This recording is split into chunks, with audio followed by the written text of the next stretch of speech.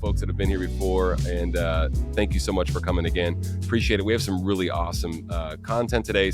Two very great guests that are event experts, auction experts. Have been doing it for a very long time, and I'm not cutting in front of you with the introduction, Sandy, but why don't you go ahead and take us away?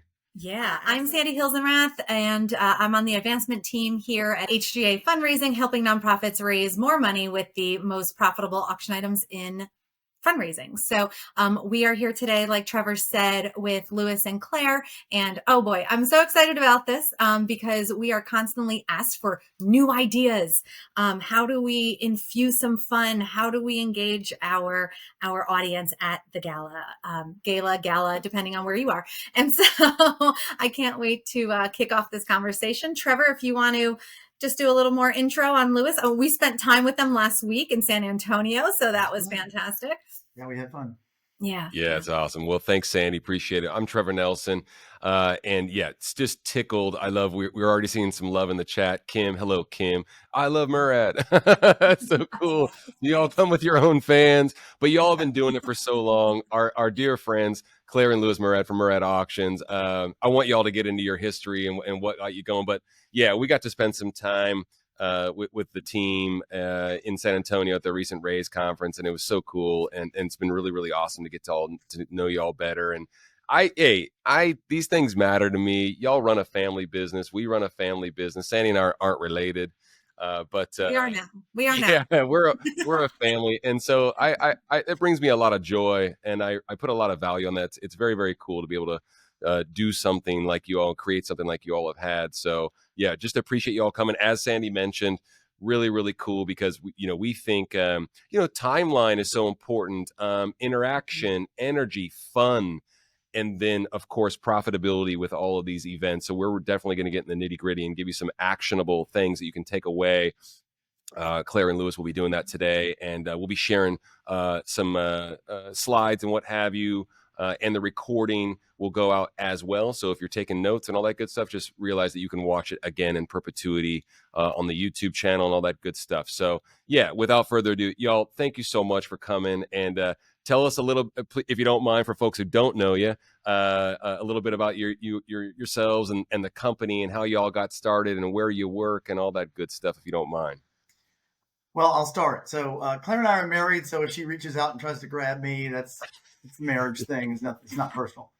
So we've been in business for over just about 26 years now. We started out doing an auction. The kids' schools called and said, "Let's do an auction" in the 1980s, and then we started doing auctions. And then another school called. And they said, "Hey, can you help us with this check-in and checkout service?" Or, "Hey, can you help us figure out what packages we need to do in live?" And so then we started doing the check-in and the checkout. We do the live auctions. And so the next year we did 5, the next year we did 20, and then it was 80. And as we said in the earlier, or we said at another event, we now manage 517 events in 2024 and raised $65 million for charities. So we are moving up a little bit. We have other auctioneers. We have added our son, and who Trevor chats with every so often, who is also working with us. He's an auctioneer as well, Marty. He's not with us today, but he's got meetings. So that's a kind of a quick history of Murad Auctions. And Claire, why don't you add some whatever I forgot, because she'll know what it was. I think what we did is really change the market in a big way when we started the business in 2000, because really the only auctioneers you could get to come and do your fundraising event were volunteer auctioneers. Mm-hmm. And so we just felt like it was, we could improve on that significantly by really helping to engineer the auction, meet with our clients, help them plan, help them create successful live auctions and giving moments, and incorporate the right packages, the right timing, insert the live auction in the right timeline to make sure that it was truly impactful. And so what we started seeing is that the live auctions that we were involved in were increasing their profits by 25, 50%, sometimes higher than that. And so we really added value, and charging a fee was worth it, right? Paying a fee for our services because we were able to increase the fundraising. So that's where we made a difference in the market. Yeah, and I think now people see that it cost them a lot of money not to get a professional auctioneer, you have the one night, then you got to wait until 2026 and try it again because it all happens tonight. You got 3 hours to raise the money. What kind of chance you want to take? Well, I paid $20,000 for the band, but I got a free auctioneer. I'm not sure that's that's the term.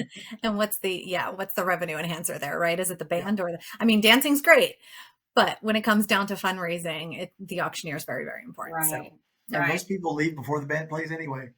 Really? True. Well, this is true. especially now, right? Like, let's get it. I mean, y'all have seen this now for over 2 decades. Sandy's been in the space, so I'm the youngster here, the the apprentice still with events. But gosh, I mean, like, from what you've seen distilled down to what y'all are doing now, on a daily basis, because y'all have so many events that you're involved with. I mean, just kind of like 30,000-foot view. Like, how important is it to be really, really diligent about I wanted to kind of just get into the timeline and making sure that we're super, super effective and efficient, because it seems like obviously the market is telling us something where folks don't want to be at an event for 3 hours. It seems like. Give us some opinions or just some feedback about that, Lewis. Well, so let's talk about that. So we actually had at the seminar you and I were at, Trevor, someone came up to me and said, "Oh gosh, we had this volunteer auctioneer last year. He went on so long with the 5 auction items, we never made it to the cash call." Yeah.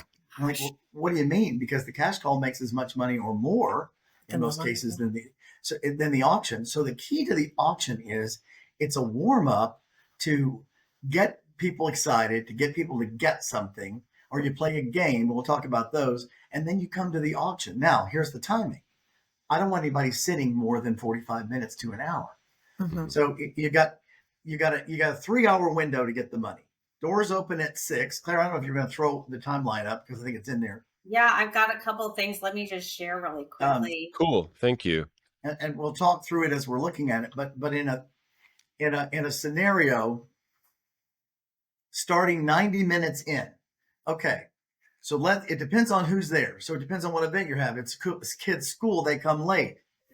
If it's the geriatric deal, we're doing Alzheimer's, those people usually come early. So you start the counter time when you've got 80% of your people there. That's your time. Okay, everybody's here. Now, have you had 1 or 2 drinks? If it's a drinking event, have you had 1 or 2 drinks? Or have you had enough time to chat with your friends? So I start the timer. The windows. Claire, you have the next one, I think, is the actual timeline, if you have the next one. Yeah, I do. So here we go. Let's just say we open the doors at 6, okay? We open the doors to the ballroom. It doesn't matter if you're all in the same room, but I give them an hour to hour and 15 minutes because most people are there by 6:30, let's say here.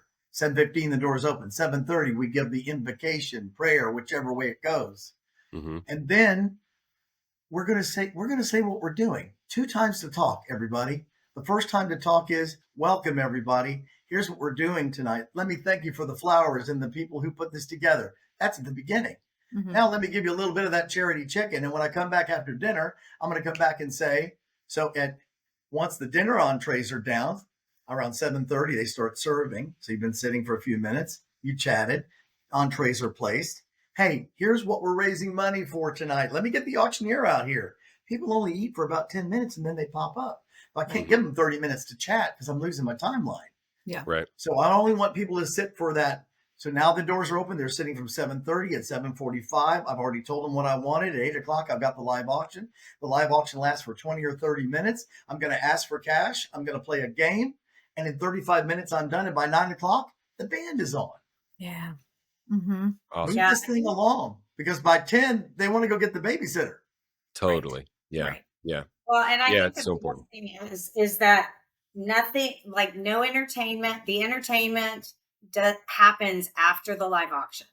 Mm-hmm. So if you have a speaker, if you have entertainment, a band, all of that happens after we've gotten the money, right? After we've had the giving moment and the live auction. So, right.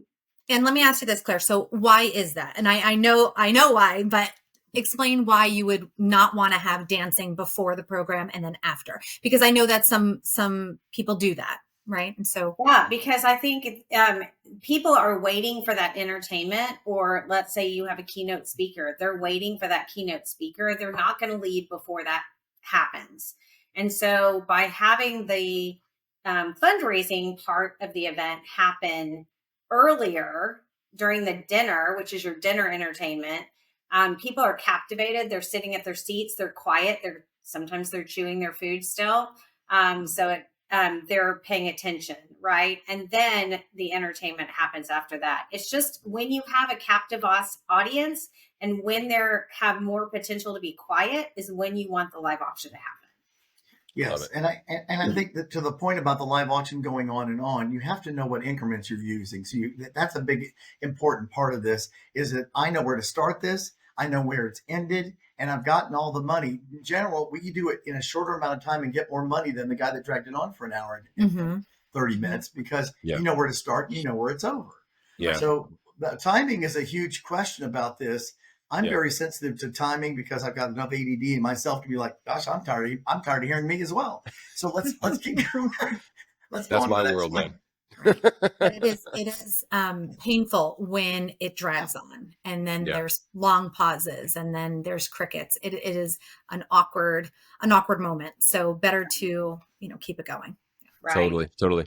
Hey, we had a quick question, Barry. Appreciate you coming with a question. I'm going to hit Claire and Lewis with this. Your run a show is with plated. You're talking about, for instance, a plated or served dinner. What if it's a buffet or food station? Can you give Barry some feedback on that? Okay, so let me tell you about buffet. Now, number one, a plated dinner, check this, but a plated dinner is generally cheaper than a buffet because of the way they bill it. So watch the numbers on that. Number one, with a plated dinner, yes, you get control of the timeline. So I can decide if I want the desserts and the salads on the table first. Then I know what I'm doing. I actually check that as an auctioneer. Hey, when are the salads coming out? When are we? Oh, we're doing a soup course. Now, in a buffet line, that's fine.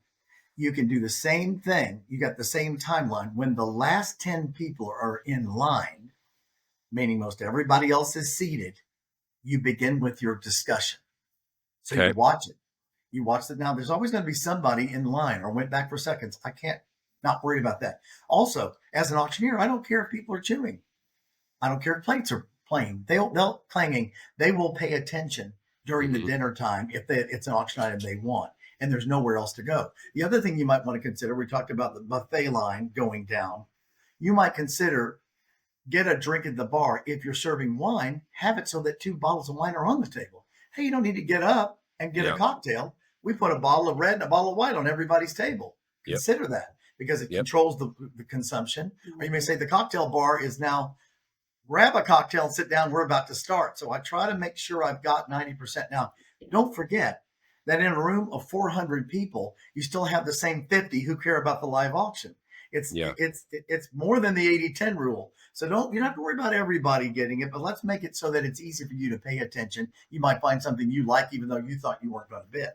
So totally. And I think we really do prefer a plated dinner. And I think that's much controllable. And we've seen it's really important for you to have a conversation if you're having a buffet, to have a conversation with the caterer to make sure it's a two-sided buffet line that moves quickly.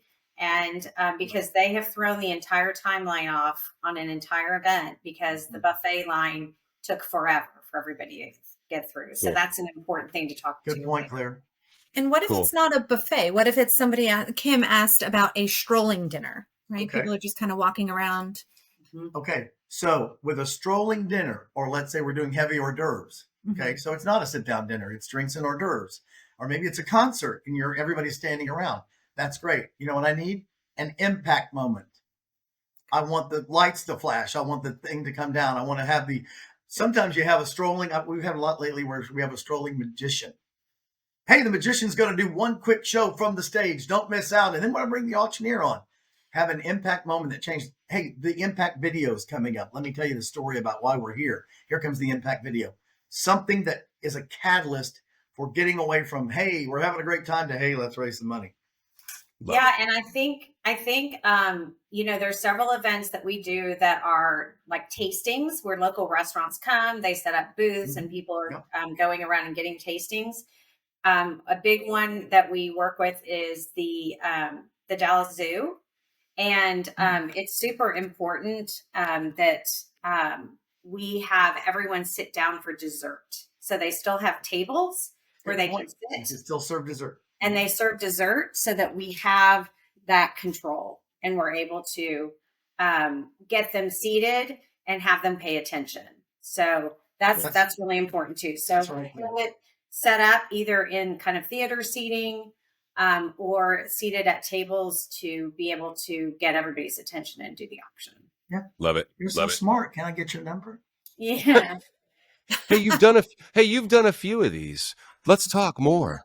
Hey, Janelle said her feed cut out just a little bit. It cut off about buffet. Lewis, will you hit that suggestion to do while people are in line one more time, please, for Janelle? Buffet is that you wait until there's a couple of less than 10 people left in the buffet line. Claire made the suggestion that the buffet line be in such a way that make sure you've got two sides and you get both sides going, because you can really get clogged up with the buffet. But when 8 or 10 people are left, start making your announcements. Hey, we want to get started. We got a game to kick off, or whatever it is. Everybody, grab your seats. Do you have your bitter paddles? All that sort of stuff can happen when you're setting up. Okay.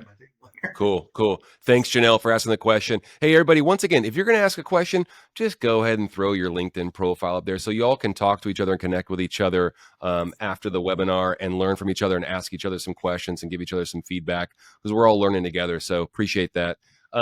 Good question from Melissa. Why do you suggest, because we're going back to that timeline slide that you had, why do you suggest silent auction ending after live auction and the paddle raise? Okay. So you can end your silent auction before live auction, but they're not going to take any of their bids back. So why don't we just leave it open? Yeah. And the point is, I don't want it to turn off during live. The question is, I usually say the last announcement I make is you got 15 minutes for silent auction as the band's setting up, get those final bids. And the bottom line is, what people don't understand, and we've been doing silent auctions for so many years, they bid whenever you say it's closing. Whenever you say. Now, a lot of the schools are doing it where they in a lot of major events, Alzheimer's and other things, they close the next day at noon. So you thought about it. I didn't give what I wanted to give. The donations are open. We send a text message out the next morning. Hey, thanks for coming last night. Still get the bids in. There's still some things for sale. And don't forget to donate, because you may have had a couple extra drinks and you want to donate the next day. So some people leave it open the next day. You can call. Sometimes we'll chat with you about best for your event. But that's what we've seen. I love it. I had a school do that last spring. It was the first time they delayed it to Sunday. She called me on Monday and she said, "Oh my gosh, we raised an extra $40,000 in our silent auction." Yeah, between the end of the night on Saturday and 8 p.m. on Sunday. And she said, and it was super fun because everybody was like razzing each other on social media, like, who's bidding against me on this? Quit raising the bid. And she said it created this fun community, time.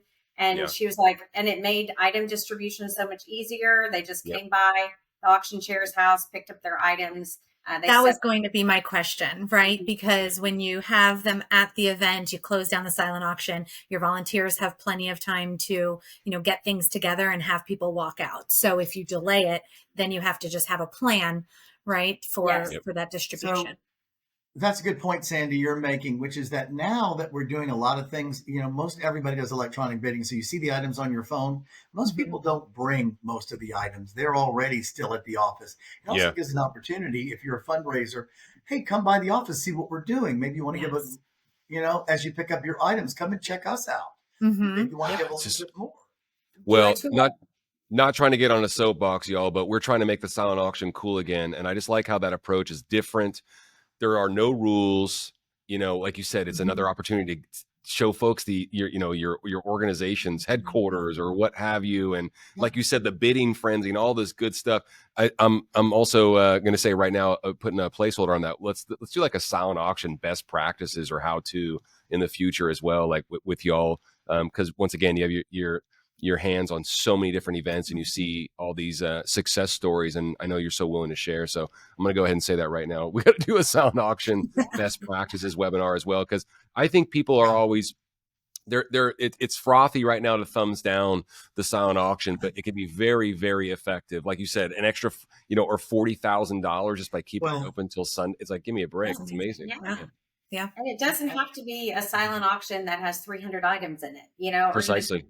You want to make it a smaller size, an appropriate size silent auction that is going to make a good amount of money, because you want to appeal to everybody at your event, right? You don't want to just have a live auction, and because only a few people who are at your event are going to win those items, right? You want to be able to have other activations and games and silent auction for everybody to be able to participate. Well, and I think also we use the term sometimes not quite live. We even use that as a category. This didn't make live. Let's have a silent auction. Sometimes we call it the big board. So instead of having $150 items, you might have 10 $500 items. Yeah. And so it's less work for you and it makes a lot more money. We have a vacation station where we have folks grab 6, to 10 items, and it's like, you can call it a super silent. You can do whatever you like. Vacation station's great. I'm coloring outside the lines here. It's another like sponsorship or underwriting opportunity. It's the vacation station presented by, right? And we're going to get into sponsors and what have you. But yeah, we could talk about silent auction, live auction, the whole way. Another thing, I want to get your opinion quickly before we divert to the next, because we want to get into games, and what have you in the fun and entertaining side of what y'all are doing at events and share with the audience. But, another thing is, if anyone has any trepidation, you don't have to agree with me, Claire and Lewis, but, we're not, the silent auction thing closing at 9, for instance, like the question that we had, why do you have it close at 9 or the next day? We're pulling from different pools of budgets. You know what I mean? Like, if so, right. And yes. And I'm also of the belief or the opinion that, you're pulling from different budgets with the fund a need, or, the mission moment, or, the paddle raise at the end, and the live auction. They're all different pools. Yeah. Right. Talk to me about that, Lewis. Yeah.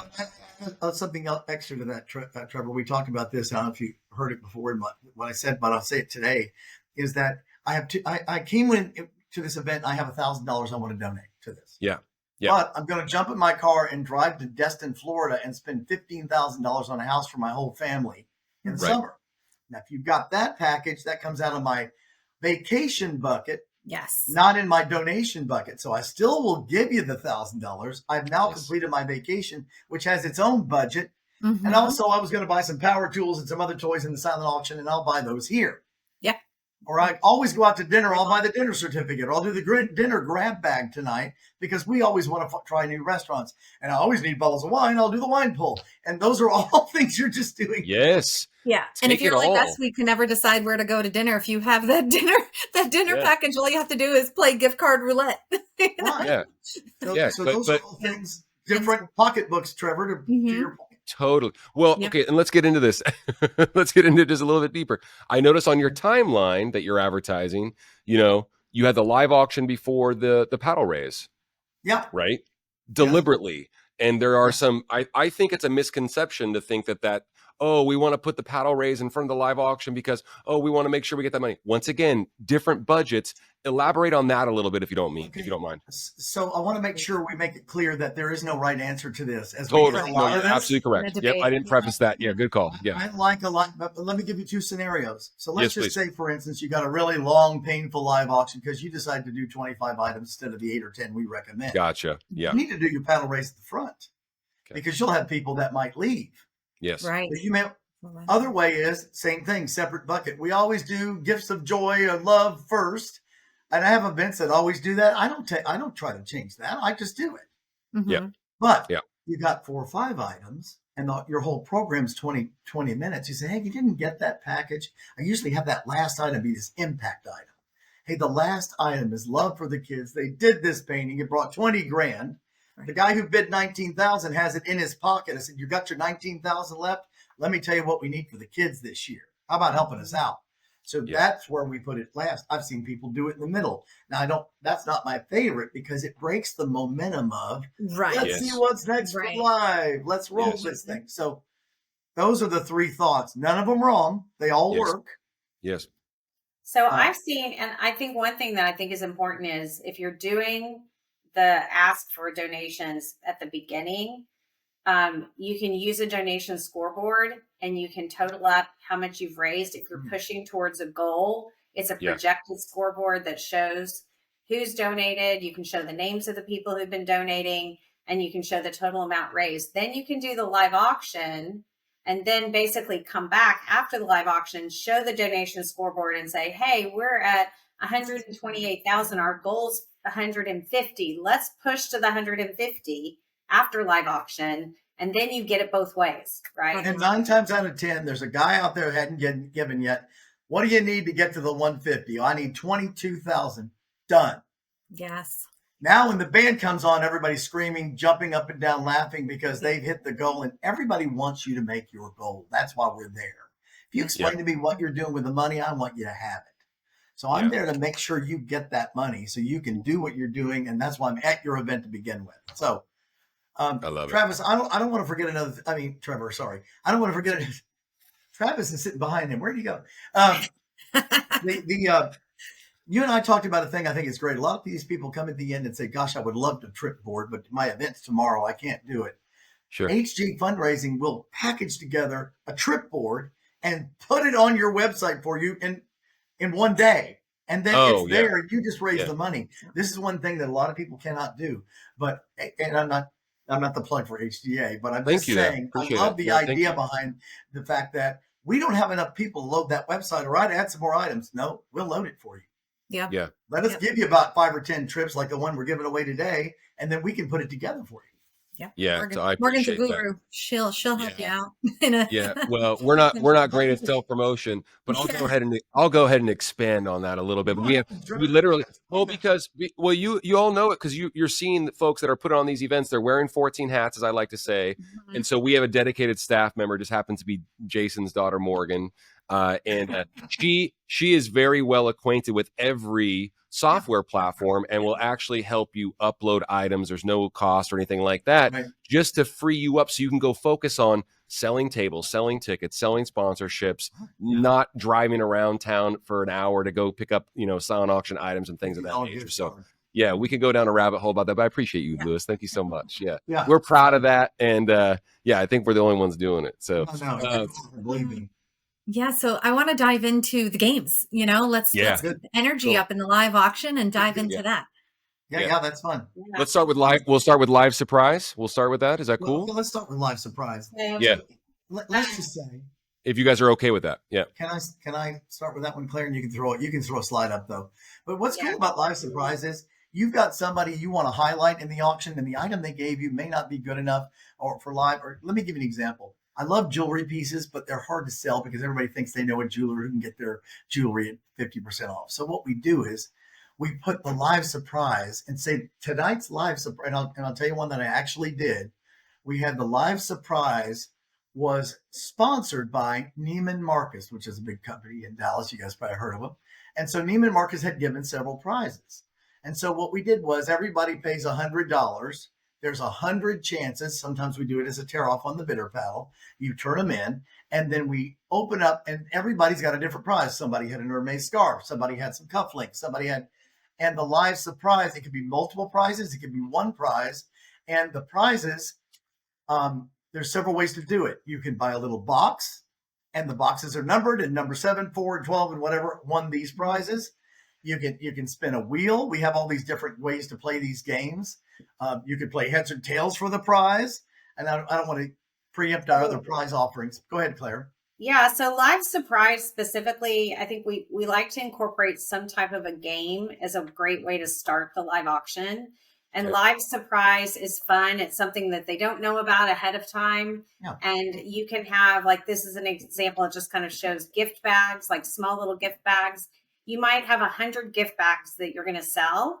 And in each gift bag, you're going to have a small keepsake prize. Like maybe it's a paperweight or a wine stopper or something that might have the logo of the nonprofit or the school.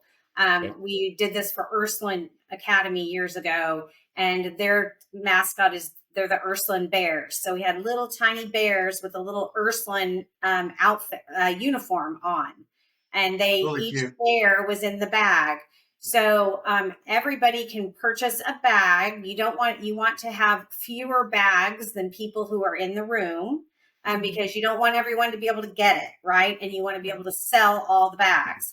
So basically, you're going to tell them, okay, I only have 100 bags. The first 100 people who raise their bid paddle are going to get a bag. And then you have volunteers going through the audience with these bags and giving them to those people. And you're going to collect either their bid number, or you can have a tear off on the bottom of the bid paddle that they collect, so that we're going to charge them for these bags, right? Right. And so then once everyone gets their bag, you're going to have everyone open them at the same time. And one of the bags is going to have $1,000 gift card or a piece of jewelry or something as the prize. So someone gets an amazing prize and everyone gets a small something to keep. something. I'll give you another example. Very cute. From our kids' school one year. Somebody donated a really cool Jeep, and they'd redone the whole thing, and it was a 20-year-old Jeep, and it was probably worth $10,000 or $15,000 when we sold a key. We sold 100 keys. So one key opened the Jeep, but the key ring was the logo from the school. You bought a key with a key ring, and one key opened the Jeep. We've done it with Tiffany bags before, where you got a little Tiffany box, and some of them had Tiffany prizes in them, and you pay so much, and your key would open up the Tiffany box, and you could grab a Tiffany box out of the plexiglass. Cool. So that was another way we did it. Go ahead, Claire, on some of these. Let me interrupt though, really quick, y'all, just because I'm dull. Talk to me about like this, like the price point and the fundraising potential. You could have already been ready to say it. Or talk to me about just the fundraising potential with the live surprise, for instance. Well, so for instance, I try to do it. So I say, I try to do it in such a way that is, if the prize is worth $5,000 or above, somebody give you a $5,000 piece of jewelry. Okay. I want to sell 100 tickets at $100 and raise 10,000. Okay. Double the value. And I say that. I say the first 100 people, or there's just 100 of these, or, there's 100 boxes. Claire's talking about the bags. There's 100 bags. You got a 1 in 100 chance of winning the big prize. And it varies what we charge based on what we've offered as a prize. Mm-hmm. So if my prize is $1,000 worth, I might charge $50 for each bag. Instead of 100. Right. But I think the key is after you play the game and we announce the winner, then we say, hey, you guys, that was amazing. We just raised $10,000 and we haven't even started the live auction yet. Perfect. Yeah. So it's a great energy. Perfect. Yeah. It's a great way. It's a great big win, big energy, big win before the live. Good. Yeah. Okay. Cool. Yeah. And I'm just for the sake of, and hey, everybody, you've been amazing with regard to questions and all that good stuff. But we already ate up 35 minutes. It's awesome. And we promised Claire and Lewis that we'd only have them for an hour. But hey, Kim, I'll reach out to you with some suggestions just based on what your needs are for your event. She had some questions about software. So thank you so much. But y'all keep hitting us with questions.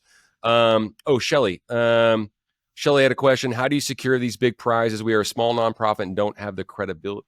I don't know if credibility is the problem. Yeah. There's all sorts of options for price. How would you, Lewis, Claire, you mentioned the Jeep and you mentioned the Tiffany bags and whatnot. Do you get like the committee involved, the organization involved to go out and just like find these things, the board, stuff like that, for instance? So I think you've got to train your board. I know this is a big thing at Raise. People are talking about how to get your board to go, but I think you've got to tell the board, here's what I need you to do. Yeah. Okay? I need you to get me one live auction item. Yeah. I need you to buy a table for the event and don't sit with the other board members. Let them get their own table. Right. Bring people who need to know about our organization. Please bring them. And then I go out. So what I do a lot of times is I do a Zoom like we're doing today with the board. Hey, who's got a week in Cabo that they're not using on their timeshare this year? Sure. Mm-hmm. Who's got the house in Colorado we could get for a week? Who knows a chef that'd be willing to do a chef dinner in somebody's home? Yeah. So I do a pointed ask. You have you go to the hair salon every day and they say, oh, let me give you a nail chain, a polish change and a deal that's $25. No, I need a day of beauty. I don't want the polish change. So up your ask, because in the live auction, I want items that'll bring $2,000 to $10,000. Anything under a couple thousand possibility needs to go in that not quite live or silent auction. So yes, I do get my board involved 100%, Trevor. Well, cool. And it's also having a committee of the right kind of people. And we can talk about this in a future seminar where we talk about how to solicit silent auction items. But if you have a committee chair or a group of people who have a sales personality, they don't have a problem going around town and asking for donations. Totally. So I don't think you can just send out a link, send out some emails and expect all of the items to come flowing in. You're going to have a real human reach out, ask, and you'd be surprised about what you can actually get donated. And sometimes you can pull together smaller items like Lewis was talking about with Neiman Marcus. They had been giving, like an Hermes scarf and a little like different items that were a little bit smaller. They had been donating to the silent auction. Well, what we decided to do for Live Surprise is we pulled all those together.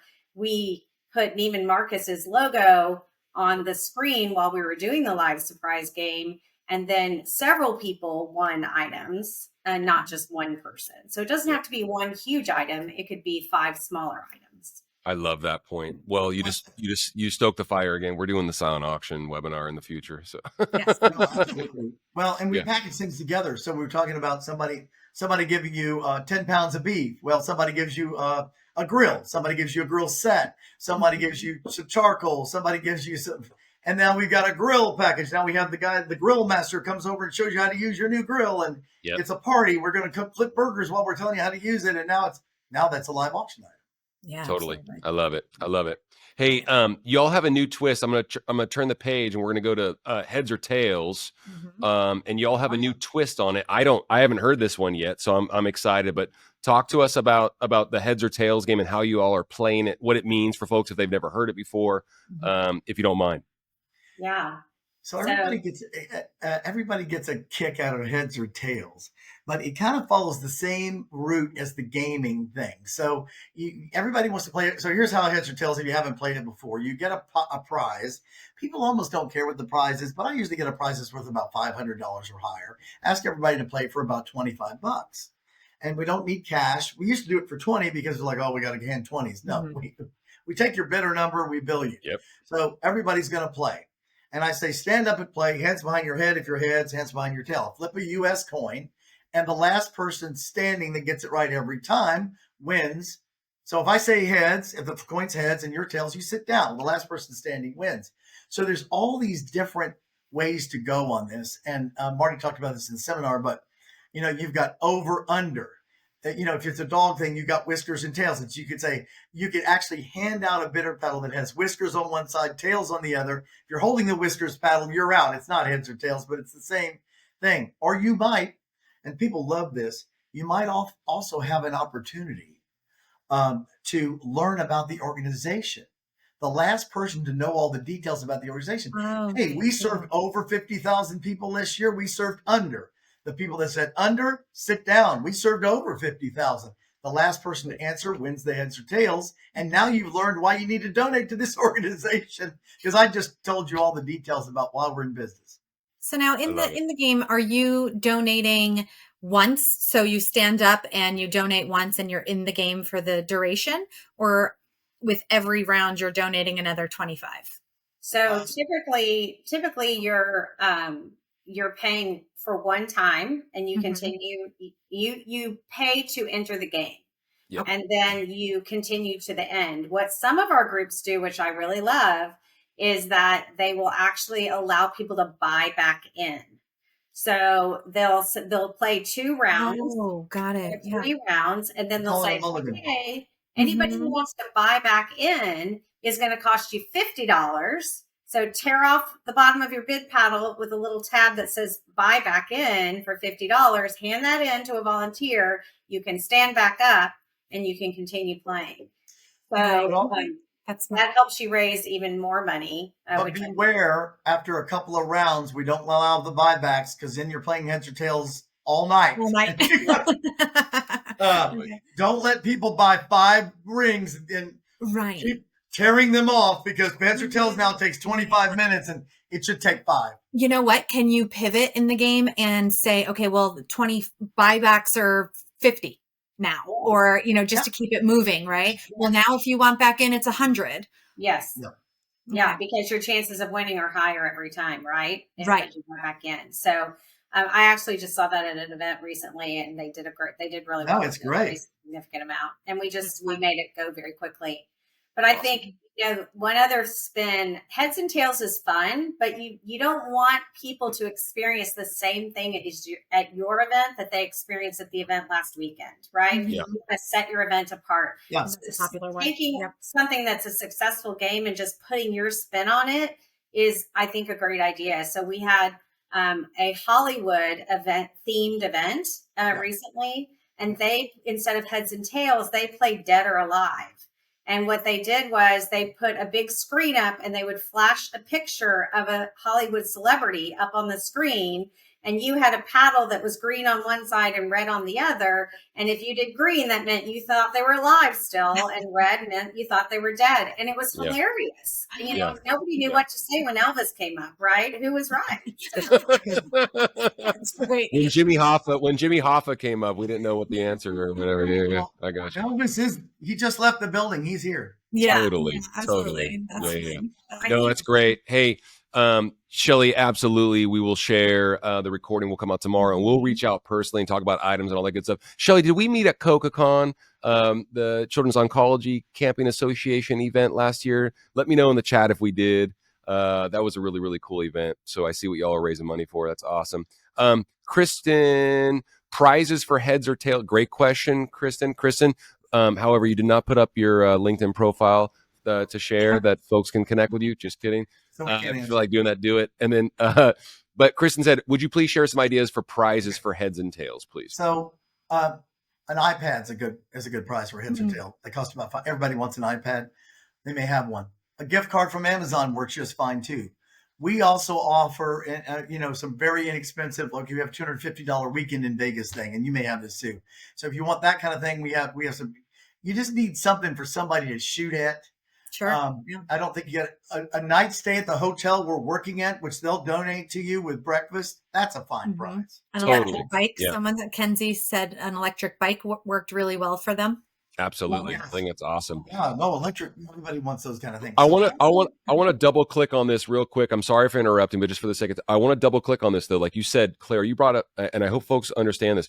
You brought up a really, really great point. Is like, don't necessarily call it heads or tails because someone was just at an event playing heads or tails.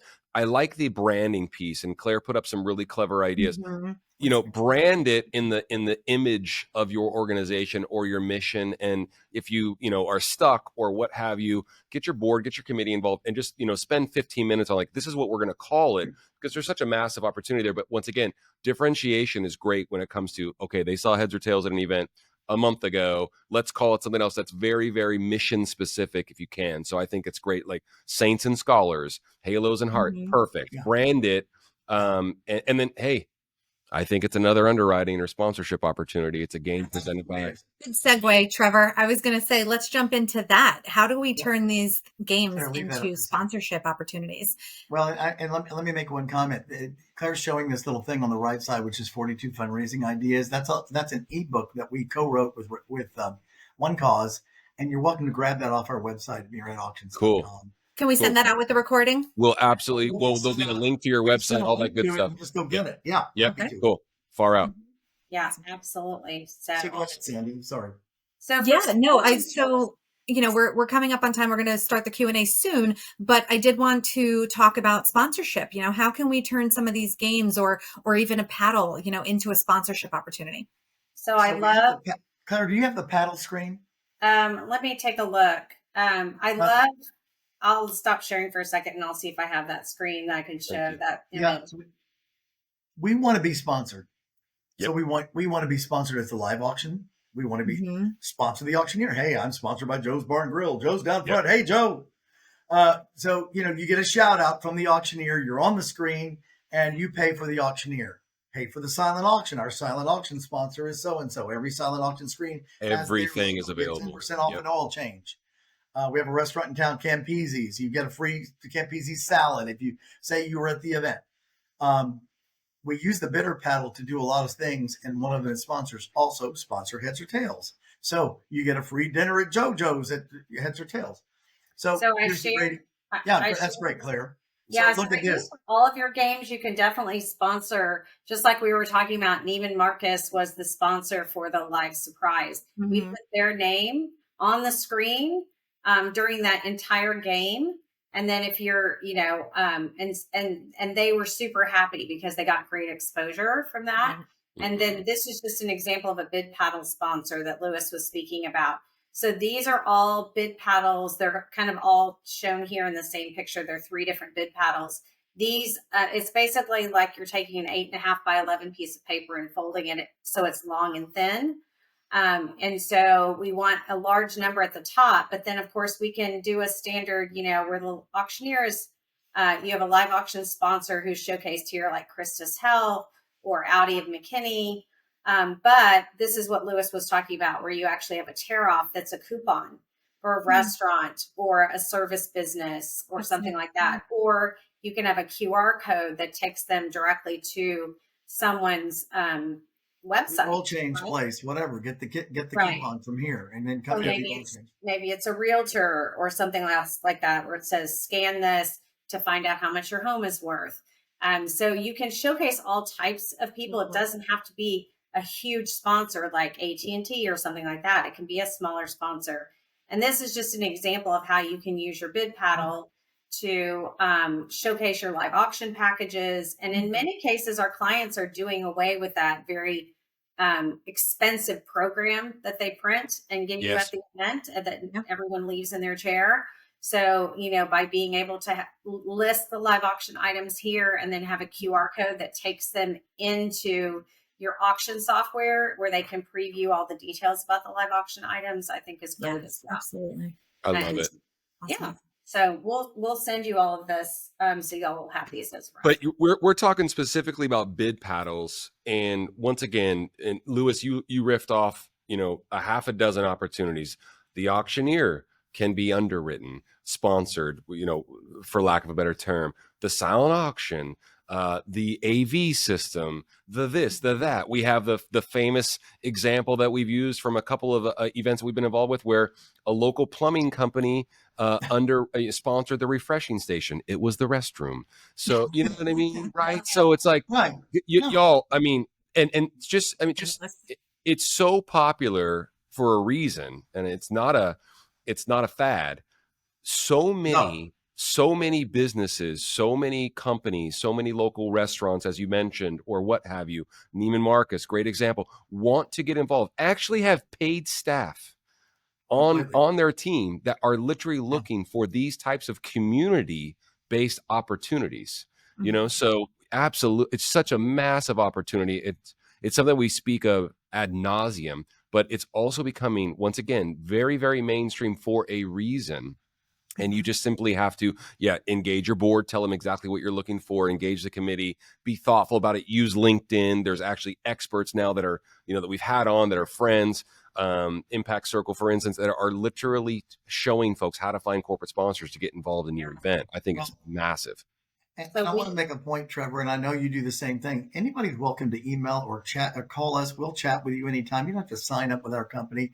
You guys would share your information. We're happy to share what we know. If it makes sense for us to work with you, we will. If not, we'll just help you. All right, that's so well, it's the reason why we have you all on here, and the reason why we really, really cherish the opportunity to work with you all, because this information is free, and it's valuable, and it's working, and why not use it, or why not just at least have the conversation, get the wheels turning, so to speak. Sarah brought up we did a photo booth. Sarah, good to see you. We did a photo booth, and the photo strips were branded with the sponsor logos, and it was a hit. Yeah, that's it's fun. It is. Yeah, it's so fun. Y'all, I have a great idea. Something that we share with a lot of our clients, which I think people are overlooking, is how to bring in a sponsor and showcase them to pay for your auction software or your event management software. And that is to showcase them through the text messaging. And so having your sponsor's name in the text, so everybody gets a welcome text when they check into the event. Welcome to the AT&T silent auction. Thanks to our auction sponsor, Compass Bank. So it's great because it's something people don't think about, and everyone reads those text messages, and it's great. It's a really great way to showcase a sponsor. I also love the valet sponsor. It's a lot of times it's a bottle of water with a label with a sponsor's name that's in your cup holder in your car. Last week we did an event, and when I got my car from valet, there was a 60 Vines coupon in there for a free wine, a flight of wine.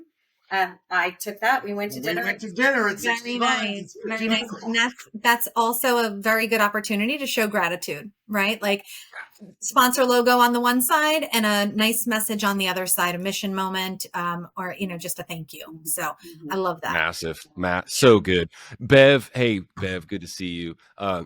Thank you so much for the kind words, Sarah. You got the blown kiss over the webinar. I appreciate you so much. And Bev, hey, good to see you again.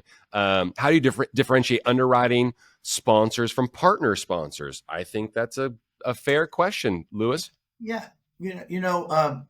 So a partner sponsor is there because they want to make a difference, and then they get the table in front and they've got the bigger dollars. You have other people that say, I want to help you, but I need something for my business too. So I really think the partner sponsors are there because of the cause, and they don't really want something back. I think that's the differentiating point. Claire, do you feel the same way? I think that's the difference. Is the other people would like a coupon, would like you to come to our restaurant. We're a sponsor partner. Like I was at a meeting for a school that I'm on a board, and they said, Comerica sent us a bunch of money. Do we need to look at one of their programs? And absolutely, we need to see yes, you do, because they donate. Why are we over here at this bank? So. Yes. Yeah. Some people are responsible in the community, and we need to get those partners. Then you have the other people that's mom and pop businesses and we do the same thing. Hey, we'll sponsor this, but what's the chance of us getting some business out of it? Yeah. It's two sides. I think it's massive. I think when you're dealing with sponsorships, I think what a lot of nonprofits do is they say, okay, we're going to create these sponsorship packages, and we've got your platinum, gold, silver, bronze, and this is what they get. These are the benefits of sponsorship. And I'm going to go out to all these businesses and show them these packages and see which one they want. And I think our approach needs to be different about that. It needs to be going to a business and saying, hey, I've come up with these ideas, but what would benefit your business? What is the best way we can partner? Because maybe I have a family foundation and I don't want anything. I need to give away a certain amount of money per year, and I'm going to give it. I don't need recognition. I don't want my name in your program because I don't want other nonprofits calling me, right? Yeah. But a business is different. So, we had a tiny little Montessori school, and she raised over $100,000 in sponsorships. And the way she did it is she went to the local businesses near the school where all the parents frequented. And she went into a bakery and she said, we really want you to sponsor. And they said, okay, can I be the centerpieces? I'm going to provide a different cake for every table. And some tables had wedding cakes. Some tables had birthday cakes. Dessert and centerpieces at the same time. Very cool. It was great advertisement for her because she showed everyone there everything she could do. Everything. Yeah, it was great. She never would have thought of that. So go ahead, Sadie. We have 5 minutes left. I do want to, and we can continue. We have another question about underwriting, but let's get the number to text for the giveaway. Trevor, what are we giving away today?